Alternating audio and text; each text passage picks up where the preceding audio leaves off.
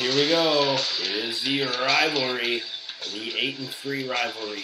Trash Talk goes into the Hive, looking for a nasty matchup this Thanksgiving holiday. Again, we wish you and your family a great Thanksgiving. That said, let's get started right away. When we look at what each GM was thankful for, I'll go ahead and read what yours said. I am thankful for rivalries. My rivalry with Sass. It is long and nasty and mean, and I'm very thankful for it, and I'm thankful that I have an opportunity to whip everyone and be successful every year. Thank you. That was very humble of you. That's my middle name. What did, I thought it was Paul. No? All right. Anyway, good. The Giant Sass. His email, can't seem to find it. I sent it to you 3 times. His email was something along the effect that he was really grateful and thankful for the back hair removal 3000 kit. That's not what it's. Read what the email said. It comes with high voltage safeguard. I apologize, Sass. That's not what your email said. I don't remember, but I know it wasn't that. With the hot wax. It all comes as in one big kit. He's really thankful for it. Aaron Rodgers against Detroit. Phillip Rivers against Kansas City. I mean, obviously, statistic-wise, Detroit's giving up more touchdowns and points, but really Kansas City gives up a lot as well. So Rivers could have a very good day here. I'm going to go with Rodgers. I don't see Detroit being able to put the pressure on him. No. And Rodgers usually loses points because of sacks. Sackage. And so I don't know that he'll lose that to Detroit this week. He won't have any sackage issues against the Loins. And Aaron Rodgers dominates the Lions. He's guaranteed 300 points and 2 or 3 touchdowns with maybe a careless pick. But it's screaming 30 points. Okay. Chris Johnson, and you're going to put in Jamal Charles. If Marshawn Lynch plays, are you playing Lynch? No. No? Okay. Frank Gore and D'Angelo Williams and Steven Jackson. He's got a choice of 3 there. I'll be honest with you. I kind of surprised that he doesn't play Steven Jackson here over maybe D'Angelo, who has the worst of the 2 matchups. That said, I don't know that he could go wrong maybe. That's the thing. I mean, all 3 running backs are awesome. Yeah. And every week he gets to really pick matchups because all 3 running backs are starting. One has a timeshare, but he's so good the timeshare usually doesn't affect him with D'Angelo. But one of these times, and I hope it's this week, Stewart steals an awful lot of carries away from D'Angelo. Yeah. It wouldn't surprise me if it was this week with the Panthers having to do some kind of trickery with chicanery against the Jets blitzing defense. So right. I don't know. I would probably roll the way he's rolling. You've got Detroit and Donald Driver, Miles Austin at Oakland, and Pierre Garçon at Houston. Garçon still is getting a lot of targets, almost too many targets in my opinion as a Peyton Manning owner. But anyway, Donald Driver against Detroit's a very good matchup. Miles Austin, in theory, is a decent matchup, but I'll be honest with you, they're starting to close in on him. They're figuring out his game a little bit. And the 58-point fantasy days are far behind us. Yes. But Trash would be joyous, just joyous, joyful with a 10 to 14-point day.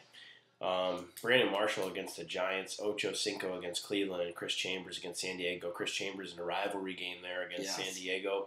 Could be a revenge game. Brandon Marshall, depending on who's throwing to him. If Chris Sims plays the majority, I think you have to downgrade Marshall quite a bit. Big time. Sims is horrible. Yeah, but if Orton... If he's no Phil Sims. No, he's not. But if Orton plays, I think Marshall's going to have a good day. Orton's probably going to play. Okay.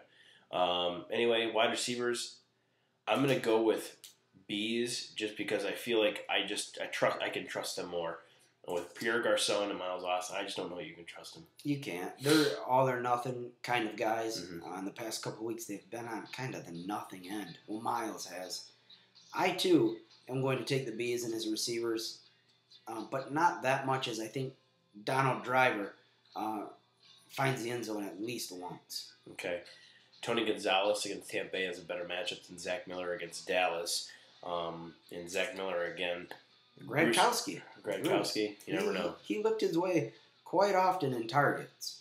If you are a Raiders fan, how worried are you about Jamarcus Russell? Is he just a lost cause, or is it something that it could be like a Vince Young type thing where he could fix it? Listen, if he's been benched now after Al Davis has forced Tom Cable to play him for so long, obviously Al Davis benched him. Yeah. I mean, let's just get that out in the open. Al Davis has benched his project. Yeah. His career in Oakland's over. Yeah. All right. Going to the defenses. Going to read a quick email here. Marcus from Fargo, North Dakota. We love we love our viewers in Fargo. Don't you know? Anyway, he has a question for you about the Packers. Packers defense. With the injuries that the Packers have sustained recently, are they still a top 10 defense the rest of the way? What was that gentleman's name? Marcus. Marcus. The answer is no. Although the rest of the season, they are not a top 10 defense. The loss of Al Harris just kills that defense. Okay. The loss of Campman is not a big a deal. It's more of a gigantic deal to me, as I love him, but not as big as a deal to the Packers because they weren't even using him right. So Al Harris is going to just devastate that defense. Now Charles Woodson has to play a lot more corner versus Rome as a safety corner, and it's going to ruin the Packer defense. They're not top 10, Bub. All right. Thanks for the question. Cowboys at Oakland. Oakland gives up a ton of points, 12.5. So tough to give the edge on this one. But with Stafford out and just Johnson limping, I just never really know. I think that the Packers are. It's not right. The Packers have a little bit better of a matchup here. Anyway, one last thought here before we go to see who you have. One last email. And this one comes from Johnny in Winchester, Massachusetts. Democrat. Anyway, Johnny asks you this question. Whoever wins this game, is that the hands-on favorite to win the best team or to win the over the year throughout the player playoffs? I mean, it's definitely an upper hand, Democrat. It's definitely an upper hand. Chances are Trash is going to basically automatically win next week. And Bees basically is going to automatically win next week. So my answer to you there is yes. This game decides the division. This game decides the pride. This game decides the number 1 overall seed. All right. That said, I'm going to go first.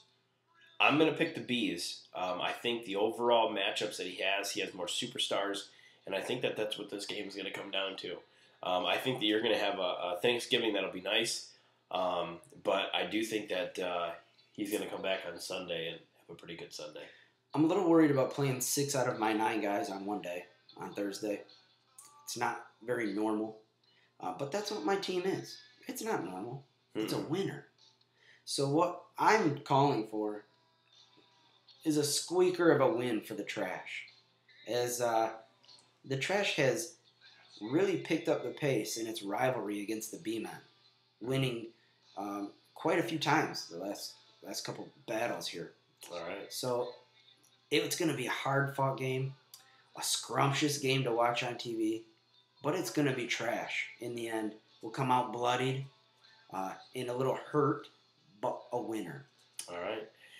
Well, that concludes our Thanksgiving Day special. Again, to all of our fantasy football viewers, all of our fantasy football GMs, we hope you have a great Thanksgiving. Yes. Eat a lot. Eat them up, Tigers. Get that top button on your jeans unbuttoned. Sit down and enjoy some fantasy football. Dark meat, baby. Dark meat. May all your fantasy football players be studs. Have a happy Thanksgiving. Yes, gentlemen.